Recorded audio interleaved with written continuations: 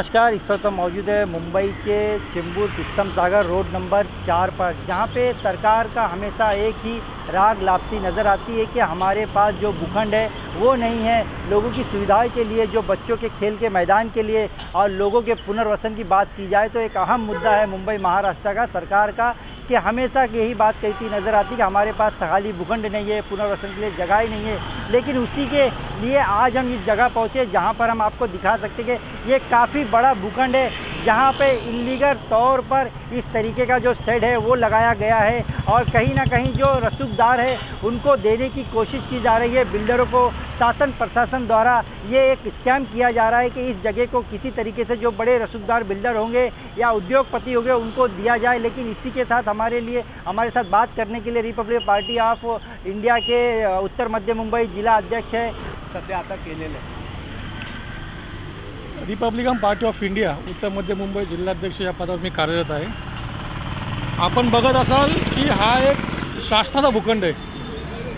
अगोदर हा mango land होती, नंतर ही शासनाच्या माध्यमातून आता या ठिकाणी कलेक्टर लँड झालेली आहे। या ठिकाणी एवढं मोठं अनधिकृत शेड उभा केलेला आहे। त्या शेडसाठी शासनाकडून कुठलीही परवानगी घेतली गेलेली नाही आहे। ना कलेक्टरनी परवानगी दिली, ना महानगरपालिकेने परवानगी दिली, ना स्थानिक पोलीस स्टेशनने परवानगी दिली। मग एवढा मोठा हा जो शेड आहे, ह्या भूखंडावर एवढा मोठा शेड कुणाच्या माध्यमातून उभा करण्यात आला, तर ह्या शेडची तक्रार मी माननीय सहाय्यक पोलीस आयुक्त यांना दिलेली आहे।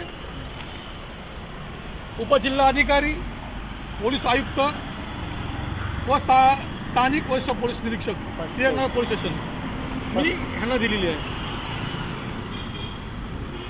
सांगायचं तात्पर्य असं आहे की एखाद्या ठिकाणी जर आपल्याला बांधकाम जर करायचं असेल तर त्या ठिकाणी महानगरपालिकेची परवानगी घ्यावी लागते। ती महानगरपालिकेची परवानगी घेण्यासाठी सुद्धा महिना 2 महिने आपल्याला चक्रा मारायला लागतात। आणि एवढ्या मोठ्या शासनाच्या भूखंडावरती एवढं मोठं हे शेड उभा केलेलं आहे, ते पण अनधिकृतपणे उभं केलं आहे। कुठलीही परवानगी घेतली गेलेली नाही आहे। तर आम्हाला हेच म्हणायचं आहे की शासन करतं काय? गरिबांना न्याय वेगळा आणि उद्योगपतींना न्याय वेगळा। गरिबांसाठी आज तुम्ही गरिबाची एखादी कंप्लेंट करा, 2 मिनिटात त्या ठिकाणच्या कुठलाही झोपडी असू ती झोपडी तुटते। आणि ह्या ठिकाणी एवढा मोठा शेड आहे ज्याला कुठलीही परवानगी नाही आहे, तो ह्या ठिकाणी शेड कुणाच्या माध्यमातून उभा राहिला, हा आमचा सगळ्यात पहिला प्रश्न आहे शासनाला।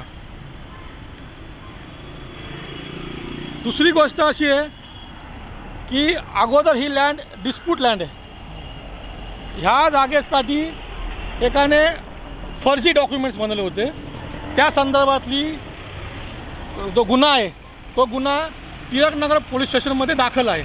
म्हणजे हा लँड डिस्प्यूट लँड आहे। डिस्प्यूट लँड असताना सुद्धा या ठिकाणी बांधकाम कसं काय झालं, हा माझा प्रश्न आहे। आज लोकांना या ठिकाणी खेळण्यासाठी गार्डन नाही आहे। ह्याच्या अगोदरसुद्धा रिपब्लिकन पार्टी ऑफ इंडियाच्या माध्यमातून आम्ही महानगरपालिकेला या ठिकाणी तिस्तम सागरमधील जे रहिवासी आहेत, जे झोपडीपट्टीमधील रहिवासी आहेत, त्यांना या ठिकाणी खेळण्यासाठी गार्डन नाही आहे।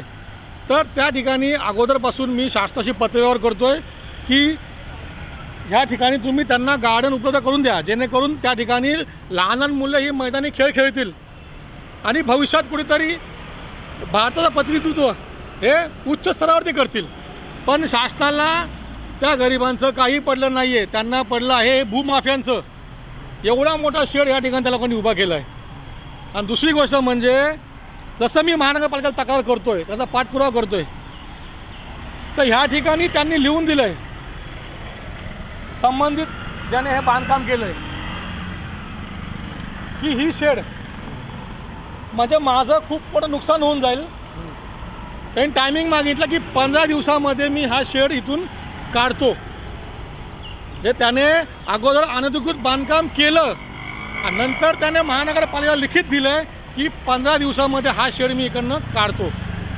म्हणजे तुम्ही चोरीही करा आणि मी जो चोरलेला मुद्देमाल आहे तो तुम्हाला मी 15 दिवसामध्ये वापसही करतो, म्हणजे असं याचं म्हणणं आहे। इथून थोड्याच अंतरावर हा ईस्टर्न एक्सप्रेस हायवे आहे, मध्यंतरी मला वाटतं 500 मीटरच्या अंतरावरती घाटकोपरमधली होर्डिंग दुर्घटना या ठिकाणी घडली होती, ज्यामध्ये 18 ते 20 जण मृत्युमुखी पडले होते। बघा, कुठलीही घटना घडताना वेळ लागत नाही, काय कुठलीही घटना घडताना ही सांगून होत नाही आहे। समजाच हा जो कपड्याचा शेड आहे, जर हा शेड तुटला आणि हा जर ईस्टर्न एक्सप्रेसवरतीच्या गाड्यांवरती पडला तर खूप मोठं या ठिकाणी दुर्घटना होऊ शकते, जीवितहानी होऊ शकते। जर ती दुर्घटना झाली तर जीवितहानी झाली तर त्याचा जिम्मेदार कोण आहे? त्याचा जिम्मेदार कोण आहे? प्रशासन। त्या समजा मृत्यूच्या काही जर लोक जर मृत्युमुखी पडले तर त्याचा प्रशासन जिम्मेदारी घेणार का? हा मला प्रशासनाला विचारला प्रश्न आहे। एकंदरीत एकीकडे अशा प्रकारे हे शेड उभे राहत आहेत आणि एकीकडे अशा प्रकारे वेळ वाढून मागण्यासाठी पत्रही देण्यात येते, तर एवढा निष्काळजीपणा का? काय वाटतं? बघा, कुठलीही गोष्ट करताना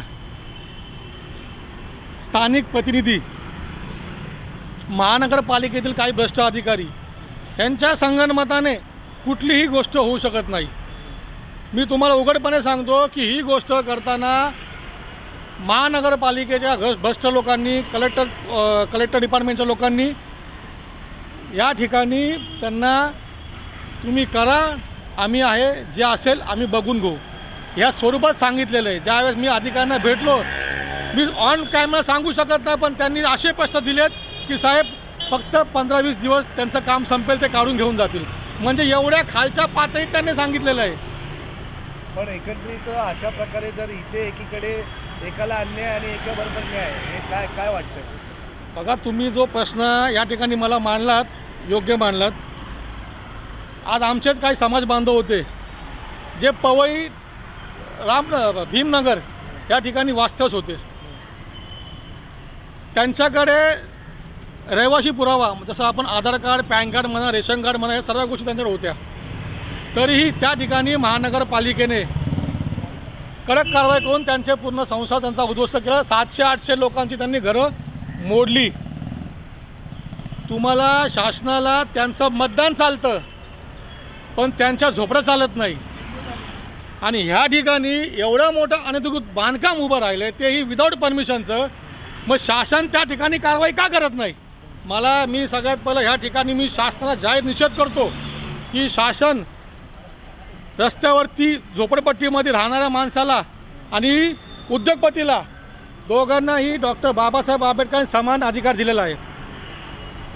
शासनाला मी विनंती करतो की त्यांनी लवकरात लवकर या ठिकाणी योग्य ती कारवाई करावी आणि हे जे तंबू जो बांधला, एवढा मोठा तंबू बांधला, त्यांनी तो काढावा। अन्यथा भविष्यात जर कुठली घटना घडली तर ह्याला सर्वस्वी जबाबदार पोलीस प्रशासन असेल, कलेक्टर ऑफिसर असतील आणि महानगरपालिकेचे अधिकारी असतील। पुढची भूमिका काय राहील तुमची जर ॲक्शन झालं नाही तर? बघा, जर या ठिकाणी जर ॲक्शन झाली नाही तर मी RPI स्टाईलने या ठिकाणी जे स्थानिक जे रहिवासी आहेत, जे स्थानिक जे नागरिक आहेत, ज्यांना खेळायला ग्राउंड नाही, तर त्यांना मी ह्या ठिकाणी खेळण्यासाठी मी स्वतः, जर झाली FIR तर झाली, पण न्याय मी या लोकांना मिळवून देणार, नागरिकांना मिळवून देणार की ही जागा महानगरपालिकेने, शासनाने ही जागा जी आहे ही लोकांना मैदानी खेळ खेळण्यासाठी त्यांना उपलब्ध करून